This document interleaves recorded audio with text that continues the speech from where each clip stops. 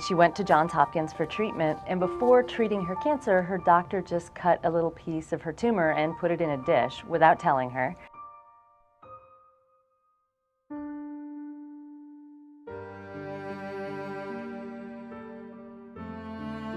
Initially, George Guy just gave them all away for free to anyone who wanted to use them for research. He would send them to any friends, and then they would grow them in their lab, and they'd give them to people they knew, who'd give them to people they knew, and they spread that way initially. And then eventually a factory was set up in the mid-50s where they began mass producing her cells to the tune of about 6 trillion cells a week, and sending those out to laboratories around the world. And that was a nonprofit effort that was a part of the March of Dimes work to stop polio. But then eventually a few for-profit companies were set up for growing them in enormous quantities.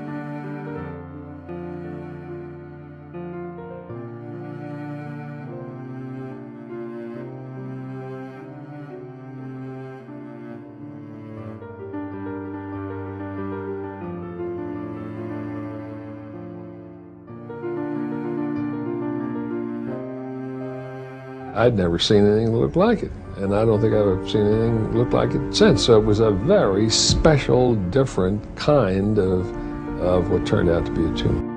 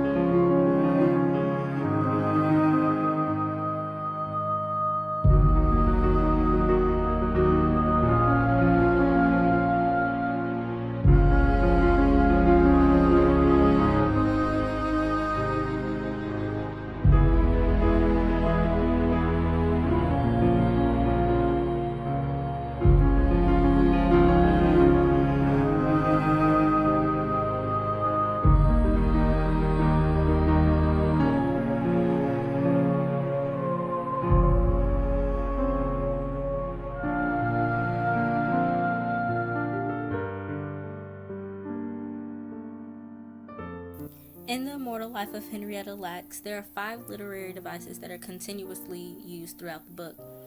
They include imagery, foreshadowing, colloquialism, symbolism, and irony. During this part of the video, I'm going to read quotes and then explain why they qualify for these categories.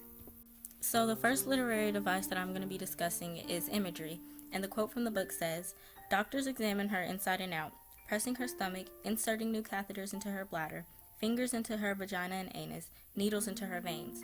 So what this quote emphasizes is the cruelty that Henrietta was facing when she was going to the doctor to be treated for her cancer. There was no evidence in the book of doctors asking her if she was okay or if she was comfortable. They just poked and prodded at her like she was an animal. And so the overall feeling that this quote imbued was disgust and an uneasy feeling, which of course was the author's main goal. The next literary device that I'm going to discuss is foreshadowing, and the quote from the book says, "For more than a year, Henrietta had been telling her closest girlfriends something didn't feel right. Henrietta didn't go to the doctor, and the cousins didn't tell anyone what she'd said in the bedroom." So what this quote is foreshadowing is that when Henrietta does go to the doctor, there's going to be bad news about the lump growing inside of her because of her failure to notify anyone, and overall it will have an inimical effect on her health. The next literary device is colloquialism, and this quote is coming from Deborah Lacks when she was a child, and she says, "Let him come get me then. You've been doing things to my body you ain't supposed to. I don't want to be nowhere with you by myself no more. Lord gave me enough sense to know that." So the use of colloquialism helps to characterize the characters and helps you feel where they're coming from, and nothing is sugar-coated, and it also gives a real feel of the time they were living in, which was the 50s, and the reader is able to visualize the event that is taking place. Symbolism is yet another literary device that is used throughout the book, and this quote says, "Then Mary's gaze fell on Henrietta's feet, and she gasped. Henrietta's toenails were covered in chipped, bright red polish. Mary says, when I saw those toenails, I nearly fainted, and it hit me for the first time that those cells came from a live woman. I never thought of it that way."